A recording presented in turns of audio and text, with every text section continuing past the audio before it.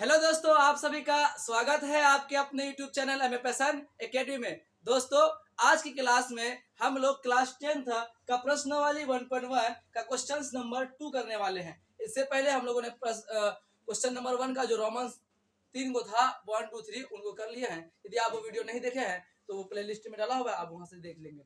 ठीक है, तो यहाँ आपको क्या करना, प्रूफ करने वाला क्वेश्चन है कि दर्शाइए कि कोई भी धनात्मक विषम पूर्णांक 6q+1 या 6q+3 या 6q+5 के रूप का होता है, जहां q क्या है, एक पूर्णांक है। तो चलिए हम यहां मान लेते हैं हल। माना कि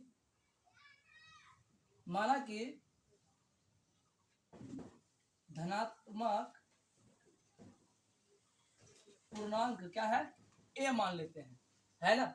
माना कि धनात्मक पूर्णांक क्या है, a है। तो आपको दिखानी है कि 6q+1, आपको पता है कि यूक्लिड विभाजन एल्गोरिथम में जो हम लोग पढ़े थे वहां पे a बराबर फॉर्मूला क्या था यूक्लिड विभाजन का परिमेय का, सर a = bq+r था, है ना। तो यहाँ पे देख रहे हैं कुछ इसी फॉर्म में तो है, नजर आ रहा है ना आपको, है ना। यहाँ पे क्या लिखा हुआ है, 6q+1 है, 6q+3 है ना। तो यहाँ पे 6 और q, तो हम अगर बोले कि यहाँ पे b की जगह क्या है तो 6 है, तो लिखेंगे तथा b बराबर पे तो 6 है हमारा।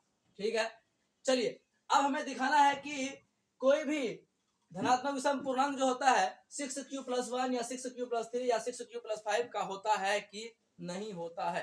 ठीक है, चलिए तो अब देखिए क्या करेंगे, यूक्लिड विभाजन एल्गोरिथम से, परिमेय से, है ना। तो लिखेंगे अब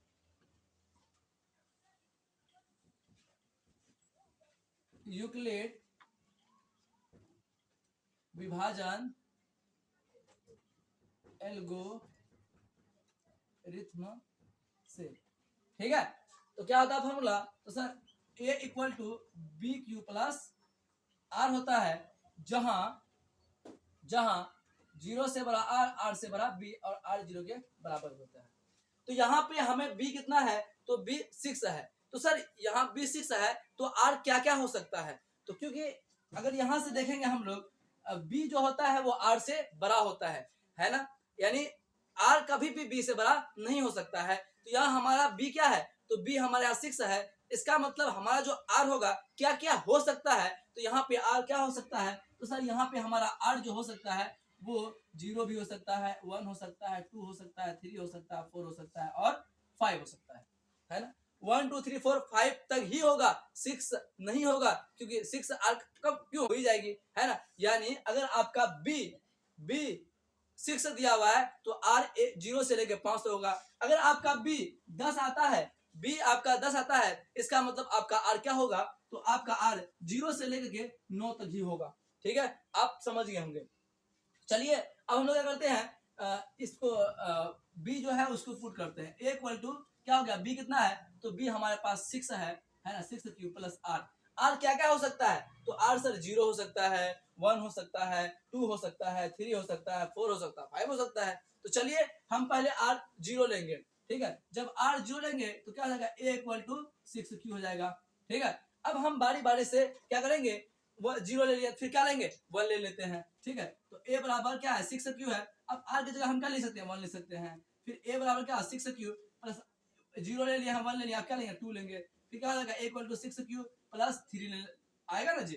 तो a = क्या हो जाएगा, 6q+4 हो जाएगा, और a = क्या हो जाएगा, 6q+5 हो जाएगा। तो इसके रूप का होगा कि नहीं होगा, तो हम यहाँ लिखेंगे, यहाँ पर लिखेंगे, यहाँ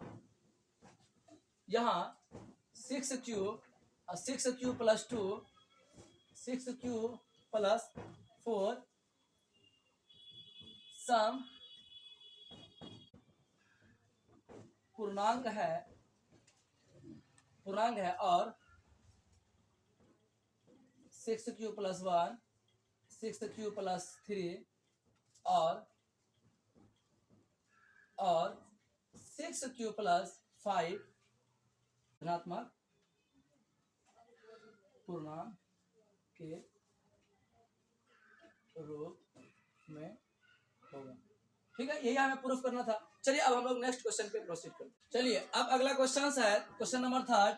किसी परेड में 616 सदस्यों वाली एक आर्मी का क्या है, सेना है ना, यानी एक आर्मी का सेना है, उसमें कितने सदस्य हैं, उसमें कितने फौजी हैं, तो 616 फौजी हैं। कह रहा है कि एक और टुकड़ी है ना, 32 सदस्यों वाली, यानी यहाँ पे दो टुकड़ी की बात कर रही है। एक कर रहा है कि एक टुकड़ी में कितने सदस्य हैं, तो जो 616 है, और दूसरी टुकड़ी जो है उसमें 32 सदस्यों वाली एक आर्मी का बैंड के पीछे क्या कर रहा है, मार्च कर रहा है। तो दोनों समूहों को समान संख्या वाले स्तंभ में मार्च करनी है। तो इन स्तंभों की अधिकतम संख्या क्या हो सकती है, स्तंभ अधिकतम बोल रहा है, तो यहाँ पे हमें क्या करना होगा, क्या निकालना होगा, तो अधिकतम बोल रहा है तो हमें यहाँ एचसीएफ निकालना होगा, क्योंकि एचसीएफ पे हम लोग क्या करते हैं, हाईएस्ट कॉमन फैक्टर ही तो करते हैं, यानी अधिकतम संख्या को ही लिखते हैं। तो चलिए पहले हमें जो दिया हुआ है उनको हम क्या करते हैं, लिख लेते हैं। तो यहाँ हल लिखते हैं, हल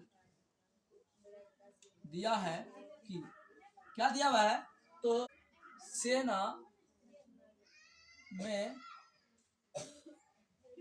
सदस्यों की जो संख्या है वो कितनी है, तो 616 है, और टुकड़ी में जो सदस्य हैं, है ना, टुकड़ी में सदस्यों की जो संख्या है वो कितनी है, तो वो 32 है। तो दोनों समूह क्या करना है, तो कह रहा है कि दोनों समूह में जो स्तंभ होते हैं उनमें ना समान संख्या में फौजी होना चाहिए, आर्मी होना चाहिए। तो कितने स्तंभ हो सकते हैं, है ना, कितने लाइन हो सकती है, कितने कतार हो सकते हैं, ये आपसे निकालने के लिए कह रहा है। चलिए हम लोग क्या निकालते हैं, यहाँ पे 616 है और 32 है, तो इसका मतलब यहाँ पे बड़ा कौन है, तो 616 है। क्या है, 616 बड़ा है किससे, 32 से, इसीलिए यहाँ पे एक का हो जाएगा 616 और बी कितना हो जाएगा, तो 32 हो जाएगा। क्या करेंगे आप, यूक्लिड की मदद से, यूक्लिड एल्गोरिथम की मदद से हम लोग क्या करेंगे, एचसीएफ फाइंड कर लेंगे। तो लिखेंगे